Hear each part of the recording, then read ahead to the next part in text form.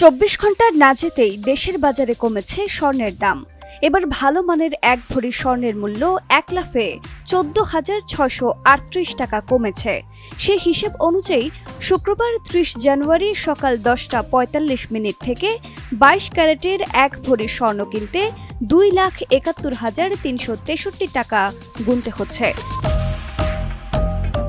শুক্রবার সকালে এক সংবাদ বিজ্ঞপ্তিতে এই তথ্য জানিয়েছে বাংলাদেশ জুয়েলার্স অ্যাসোসিয়েশন বা জোস। এর আগে ভালো মানের ১ ভরি স্বর্ণের দাম ১ লাফে ১৬,২১৩ টাকা বাড়ানো হয়েছিল।